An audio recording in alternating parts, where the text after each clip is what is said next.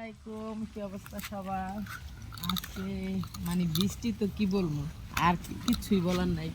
সাইডে চক গাড়ি আসতেছে, প্রায় 12-13 দিন উপরে বাড়িতে, তো বৃষ্টি তো কোনোভাবে কমে নাই।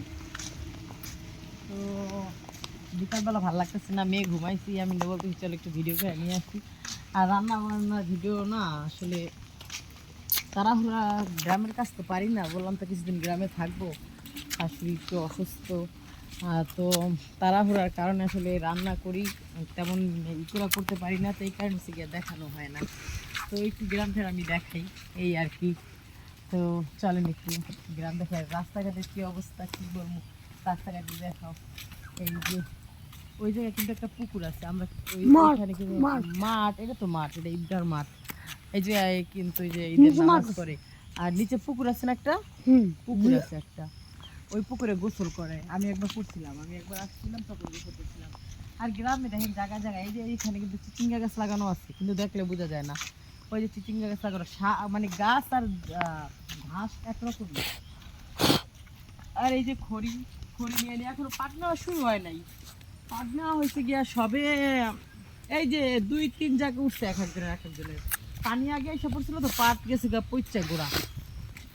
তো ডাক দিছে সবে। আর এই যে পানি আসতেছে, পানি কিন্তু অনেক পড়ছি আমি, পানি ওই যে কত পড়ছে। আমরা এই যে এই জায়গা পুরা এই পর্যন্ত পানি থাকবে, আমরা তো নৌকা দিয়ে ঘুরবো, আর সেটা আল্লাহ যদি বাঁচায় রাখে আপনাদের সাথে শেয়ার করবো। আচ্ছা দেখে আমার ভাসুরের নৌকা এখন হয়েছে গিয়ে ওই যে আলকাতরা দিচ্ছে না, আলকাতরা দিয়ে ওইখানে রেখে দিচ্ছে। তো ওই যে হ্যাঁ, পানি দেখা দিতে পারতেছে। একটা বাড়ি আছে, ব্যাপারী বাড়ি, ওই যে চাষিদের এখানে তো অনেক ফল ফলাদি গাছ আছে এই এলাকায়। মানে 10 বাড়িতে যা নাই, তাদের এক বাড়িতে আলহামদুলিল্লাহ তা আছে। আমার খড়িগুলো কি আছে না নিচেতে আছে? আছে, ওই যে ওই যে নিয়ে আসলে কেন আমার খড়ি।